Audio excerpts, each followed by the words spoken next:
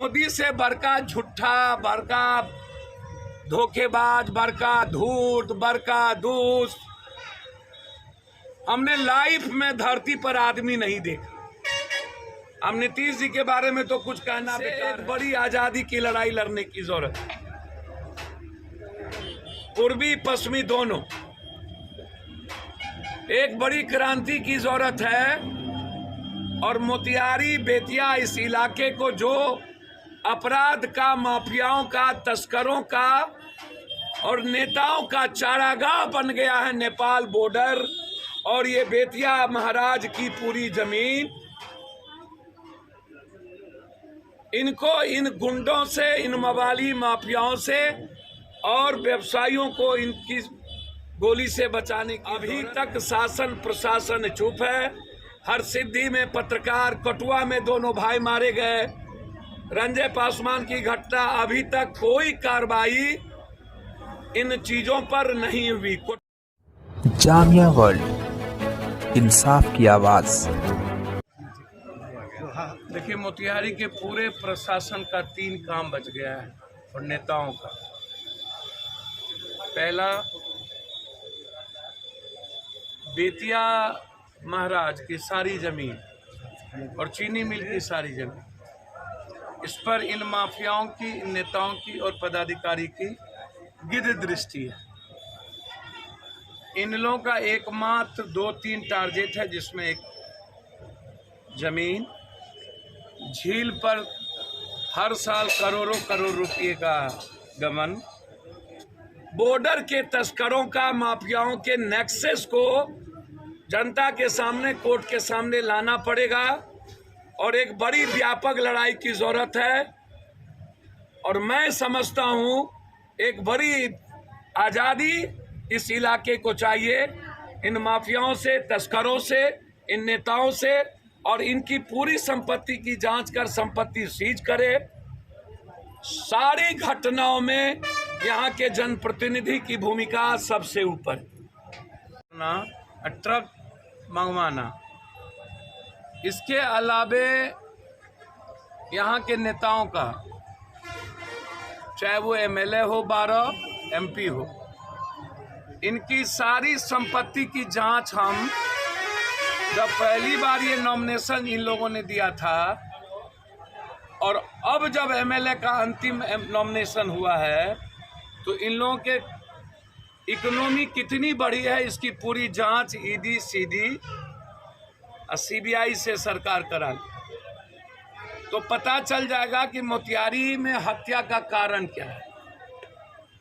मोतिहारी व्यवसायियों, पत्रकार लगभग टारगेटेड पर है और उसमें सत्ताधारी दल और की प्रमुख भूमिका है।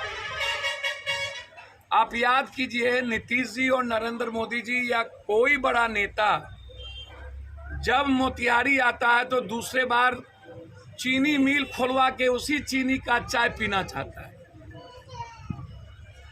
मतलब मोदी से बड़का झूठा, बड़का धोखेबाज, बड़का धूर्त, बड़का दोस्त हमने लाइफ में धरती पर आदमी नहीं देखा। हम नीतीश जी के बारे में तो कुछ कहना बेकार है। आप विपक्ष के बारे में नहीं है बोलिए तो ज़्यादा अच्छा है। 12 डिग्री 14 डिग्री में रहना है, उन्हें कोई मतलब बिहार के आम जनता, 14.5 करोड़ के सरकार से कोई मतलब नहीं है। सवाल अपराधी का मनोबल कमजोर क्यों नहीं होता है, और ये हिम्मत और ताकत कहां से आती है? उसमें थानेदार की भूमिका। यदि 5 लोगों पर केस हुआ सीट में और 2 लोग जेल जाएंगे तो वो 3 महीना में छूट जाएंगे। तो जब आप चार्जशीट नहीं देंगे और पैसे के बदौलत हमारा नाम छट जाएगा, तो फिर नए तरीके से अपराध करने का रास्ता साफ हो जाएगा।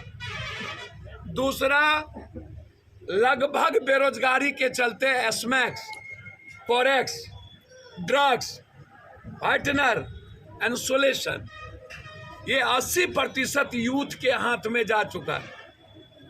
और 2 बोतल दारू बेचने का 800 रुपया एक दिन में हम कमा लेते हैं बेरोजगार।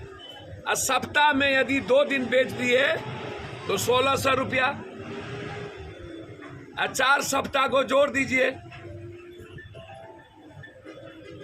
यदि कोई भी व्यक्ति स्नैक्स और शराब के बारे में जानकारी देगा, या तो वो जेल जाएगा या तो उसकी मर्डर हो। लगभग मोतिहारी के हालात मेरे ख्याल से पश्चिमी चंपारण से एक बड़ी आजादी की लड़ाई लड़ने की जरूरत है। पूर्वी पश्चिमी दोनों एक बड़ी क्रांति की जरूरत है।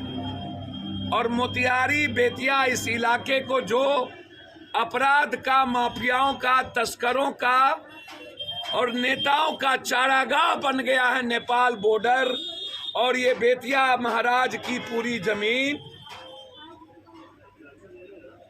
इनको इन गुंडों से, इन मवाली माफियाओं से और व्यवसायियों को इनकी गोली से बचाने की जरूरत है। अभी तक शासन प्रशासन चुप है। हरसिद्धि में पत्रकार, कटुआ में 2 भाई मारे गए, रंजय पासवान की घटना, अभी तक कोई कार्रवाई इन चीजों पर नहीं हुई। कटुआ में 2 भाई, अभी तक उनकी पत्नी डेली फोन करती है, भैया न्याय दिला दो।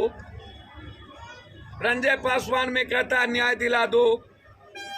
तो अरविंद रक्सौल में, और अभी जो मैं जा रहा हूं चैनपुर, और जो जिस तरीके से हत्या की गई,